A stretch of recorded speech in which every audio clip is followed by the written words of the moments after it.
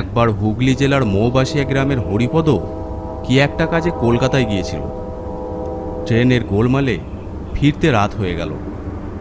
তখন তো এখনকার মতো এমন ইলেকট্রিক ট্রেন ছিল না। কয়লার ইঞ্জিন, 2 ঘন্টার পথ 5 ঘন্টায় যেত। একে অবেলা ট্রেন, তার ওপর ইঞ্জিনটা কামারকুণ্ডুতে বিগড়ে যাওয়ায় ট্রেন যখন গুড়প স্টেশনে এলো রাত তখন 10টা।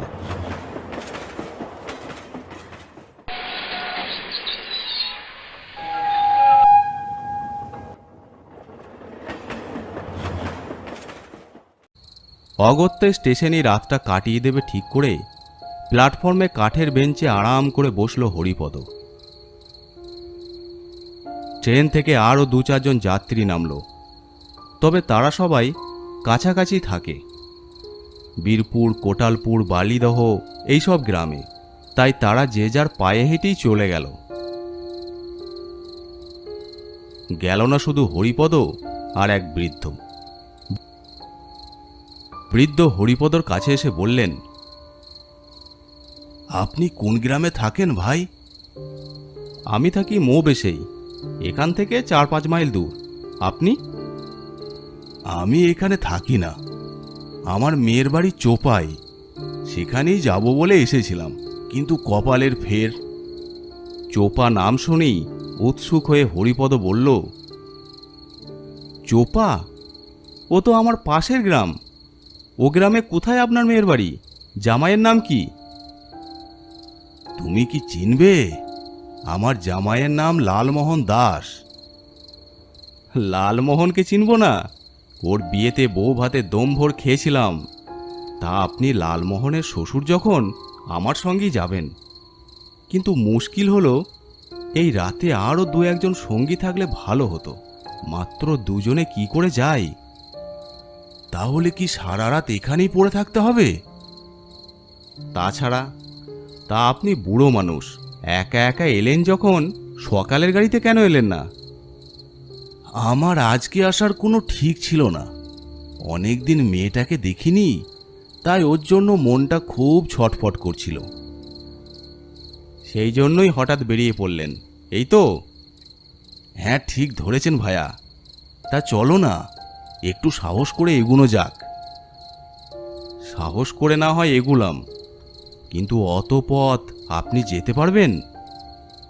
কি যে বলো, জানো না, মরা হাতি লাখ টাকা, 20 মণ 25 মণ ঘি খাওয়া হাড় আমার।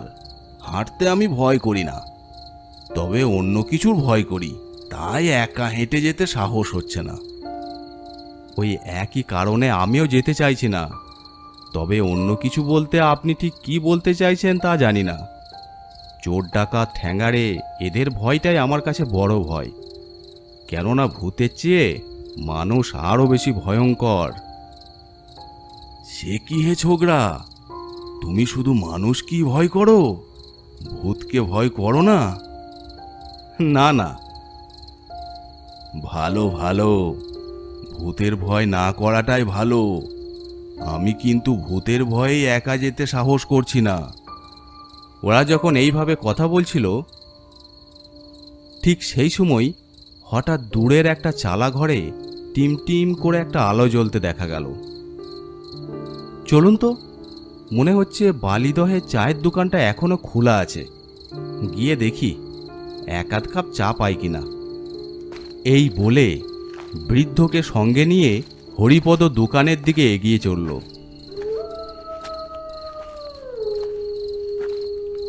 কিন্তু বিধি বাম, গিয়ে দেখল দোকানি তখন ঝাঁপ বন্ধ করছে।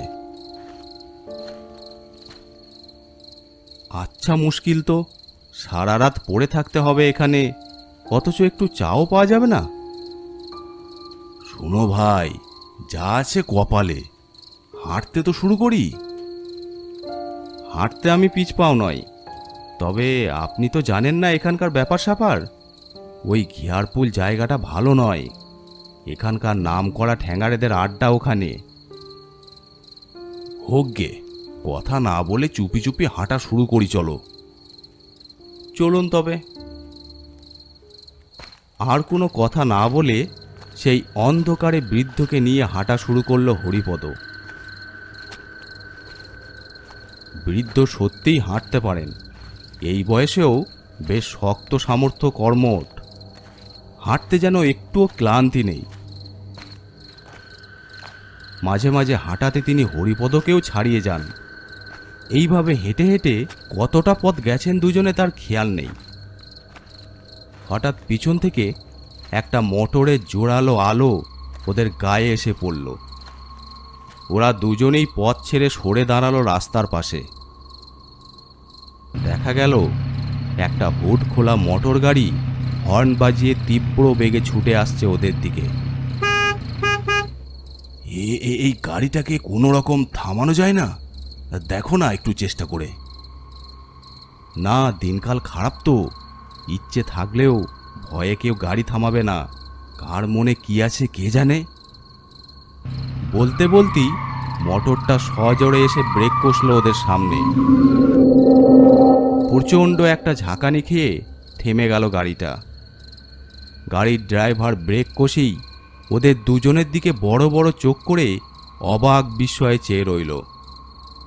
গাড়ির পেছনের সিটে বেশ জাঁদরেল চেহারার একজন ভদ্রলোক বসেছিলেন। ওদের দেখে একটু গম্ভীর গলায় জিজ্ঞেস করলেন, কে আপনারা? আগে আমরা কোনো মন্দ লোক নয়, নিরীহ পথচারী। ট্রেনের গোলমালের জন্য ফিরতে রাত হয়ে গেছে, তাই হেঁটে বাড়ি ফিরছি। তাহলে আমার গাড়িতে আপনারা উঠে আসতে পারেন। আমি যাব মাহিন্দর, আপনার গ্রাম ছাড়িয়ে জৌ গ্রামের দিকে। হরিপদ বৃদ্ধ দুজনেই ভদ্রলোককে ধন্যবাদ জানিয়ে গাড়িতে উঠল। ভদ্রলোকের চেহারায় আভিজাত্য আছে, দেখে বেশ গণ্যমান্য ব্যক্তি বলেই মনে হয়। আপনি কি মাহিন্দারে থাকেন? আমি কিন্তু এর আগে দেখিনি আপনাকে। আমি এখানকার লোকই নয় তো আমাকে দেখবেন কি করে? আমি থাকি চুঁচুড়াতে। একজন মরণাপন্ন রোগীর কল পেয়ে তাকে দেখতে যাচ্ছি। আপনি তাহলে ডাক্তারবাবু? মাহিন্দরে কাদের বাড়ি যাচ্ছেন? অত কৈফিয়ত আপনাকে দিতে পারবো না মশাই। যেমন বসে আছেন তেমনই চুপচাপ বসে থাকুন। এরপর আর কথা চলে না। হরিপদ চুপ হয়ে গেল। গাড়ি তখন ঝড়ের গতিতে ছুটছে, এত বেশি স্পিড যে মাঝে মাঝে মনে হচ্ছে এখনই বুঝি ছিটকে পড়ে যাবে রাস্তা থেকে। কিন্তু সবচেয়ে রহস্যময় ব্যাপার হলো, এমন তীব্র গতি সত্ত্বেও পথের আর শেষ হচ্ছে না।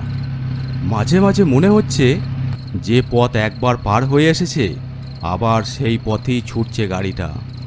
তা দেখে বৃদ্ধ একটু রাগত স্বরে বললেন, ডাক্তারবাবু, আপনার ড্রাইভারকে বলুন গাড়িটা একটু আস্তে চালাতে, না হলে যে কোনো মুহূর্তে উল্টে যেতে পারে। উল্টালেই হলো? গাড়িটা কতক্ষণ ছুটছে তার খেয়াল আছে? উল্টাবার হলে এতক্ষণ উল্টেই যেত। কিন্তু কি অসম্ভব রকমের লাফাচ্ছে, মাথায় ঝাঁকানি লাগছে না? তার ওপর বুড়ো মানুষ আমি, এত কষ্ট সহ্য হয়?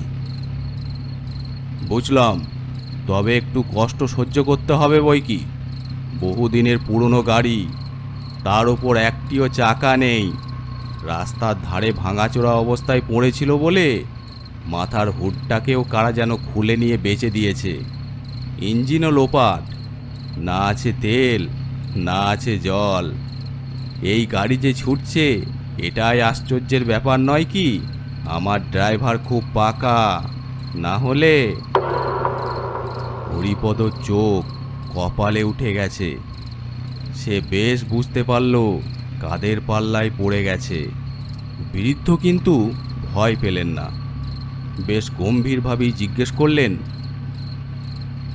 চোপা কত দূর? এই তো এসে গেছি। আমাকে আমার মেয়ের কাছে আজ যেতেই হবে, অতএব বেশি কেরামতি না দেখিয়ে তাড়াতাড়ি পৌঁছে দাও। না পারো গাড়ি থামাও, নেমে যাচ্ছি।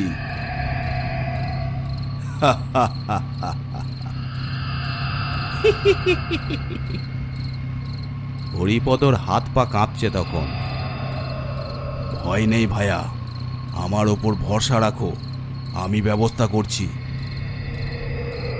এই ড্রাইভার, গাড়ি থামাও, আমরা নেমে যাব। এ গাড়ি থামতে জানে না মশাই, ভোর না হওয়া পর্যন্ত এ গাড়ি থামবে না।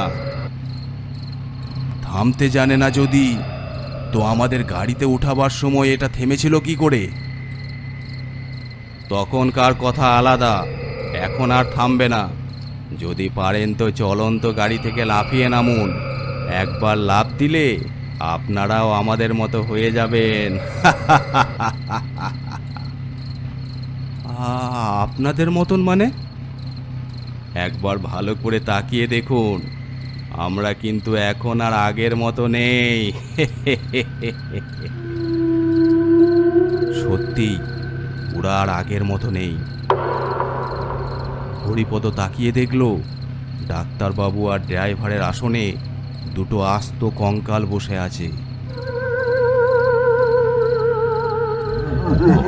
সেই দৃশ্য দেখে বৃদ্ধ ভয় পাবার জায়গায় রেগে গেলেন খুব। তবে রে পাজি নচ্ছাড়গুলো, আমিও খেল দেখাচ্ছি দাঁড়া। আজ সকালে ভাত খাবার সময় মাছের কাঁটা গলায় আটকে মরে গেছি আমি। মেয়েটার জন্য খুব মন কেমন করছিল কদিন ধরে, তাই মেয়েটাকে একবার দেখতে যাচ্ছিলুম। ভেবেছিলাম আজ প্রথম দিনটা অন্তত একটু ভালো হয়ে থাকবো, এসব কিছু করব না। তা কিছুতেই ঠিক থাকতে দিলি না তোরা, নিজেও মূর্তি ধরেই ছাড়লি। এবার দেখ তবে আমার দৌড়টা, এ গাড়ি আমি থামাবই।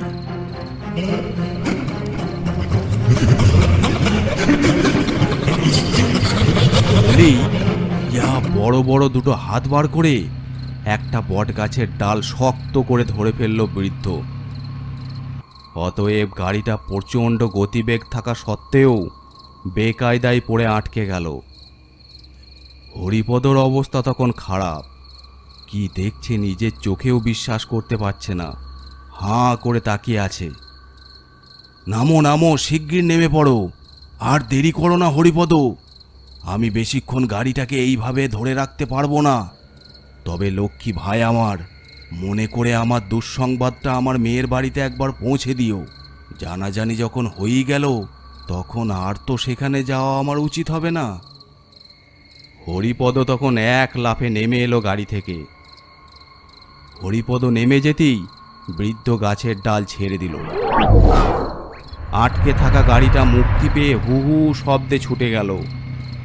হরিপদ অবাক বিস্ময়ে চেয়ে দেখল, সেই অন্ধকারে মাঠের ওপর দিয়ে এমন একটা গাড়ি ছুটে চলেছে যে গাড়ির একটাও চাকা নেই।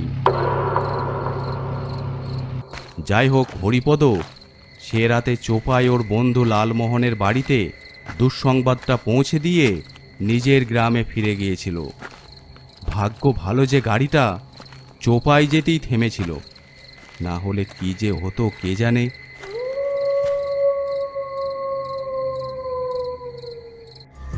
আজকের গল্পটি আপনাদের কেমন লাগলো অবশ্যই কমেন্ট করে জানাবেন। আর যদি ভালো লেগে থাকে অবশ্যই চ্যানেলটি সাবস্ক্রাইব করে দেবেন। আর আপনারা যারা গল্প পাঠাতে চান আমাদের ফেসবুক পেজে ইনবক্স করে পাঠাতে পারেন, অথবা আমাদেরকে মেল করতে পারেন। এছাড়াও আমাদের ইনস্টাগ্রাম আইডি আছে, আপনারা ফলো করে নিতে পারেন।